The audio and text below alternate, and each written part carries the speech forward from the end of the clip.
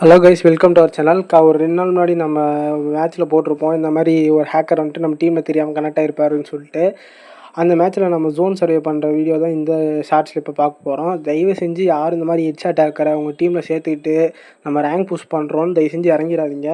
இந்த மாதிரி பிக்காளி பயல்களால் தான் நிறையா பிளேயர்ஸ், உண்மையாக விளையாடுற பிளேயர்ஸ் அஃபெக்ட் ஆகிட்டு கேம் விட்டே போயிடுறாங்க. நம்ம கேமை நாசமாக்குறதே இந்த மாதிரி நாய்ங்க தான்.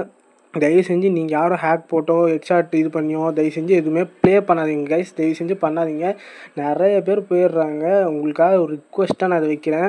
சரி, ஓகே. நம்ம இந்த மேட்ச் எப்படி ஜோன் சர்வே பண்ணியிருக்கோன்றதை பற்றி சொல்லுங்கள். நம்ம ஜோன் சர்வேவும் பண்ணுவோம், அட்டாக்கிங் ஆடுவோம். ஆக்சுவலி நம்ம மெயின் அக்கௌண்ட்லேருந்து தான் நம்ம இந்த மேட்ச் வந்துட்டு ஜோன் சர்வே பண்ணி கொடுத்துருப்போம்.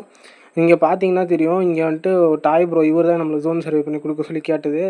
ஸோ இவரே வந்துட்டு நாக் ஆயிடுவார். சரி, ஒரே ஒரு பிளேயருக்காக போகணுமான்னு பார்ப்பேன். சரி, போயிடுவோம், அவர் தான் நம்ம கூப்பிட்டதுன்னு சொல்லிட்டு விறுவிறுன்னு ஜீப் எடுத்துகிட்டு போயிடுவேன். இங்கே பார்த்தீங்கன்னா தெரியும், ஜீப்போட லைஃப் ஒரே ஒரு துளி தான் இருக்குது. ஒரு இடத்துல மோதினா கூட ஜீப் கம்ப்ளீட்டாக கிராஷ் ஆயிரும்.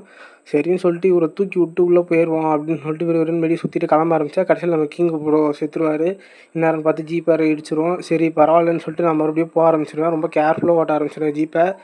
ஜீப்பு பயங்கரமான லைஃப், ரொம்ப ரொம்ப கம்மியாக தான் கைஸ் இருக்கும். நம்ம மறுபடியும் தூக்கி விட்டே கூட பாருங்கள், அந்த ஜீப்பில் லைஃபே காணோம்.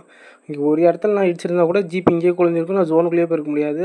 பரவாயில்லன்ற ஒரு இக்கட்டான சுச்சுவேஷனில் கூட அங்கே பாருங்கள், மறுபடியும் உள்ளே போகிறதுக்குள்ளே ஜீப்பு கிராஷ் ஆகிடுச்சு. திருப்பி அவங்கள போட்ட தாய் ப்ரோ வந்துட்டு இறங்கிறதுக்குள்ளேயே வந்துட்டு முடிஞ்சிடும். இந்த ஹேக்கர் வந்துட்டு 35 கிலோ மேலே மேப்பை பாருங்களேன், இந்த ஜோன் எவ்வளோ ஸ்ரிங்க் ஆகிடுச்சுன்னு நான் மறுபடியும் உள்ளே போகிறேன்னு சொல்லிட்டு.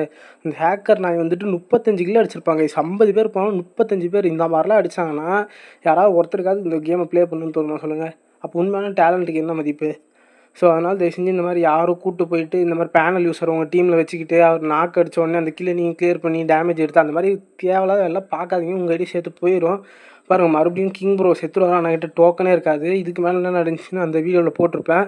இது பாருங்கள், இப்போ திருப்பி ஜோன் என்ட்ரி போட்டுருவேன். இதுக்கப்புறம் என்ன நடந்திருக்குன்னு ஆல்ரெடி போட்ட யூஸில் போட்டுருவேன். Thank you guys.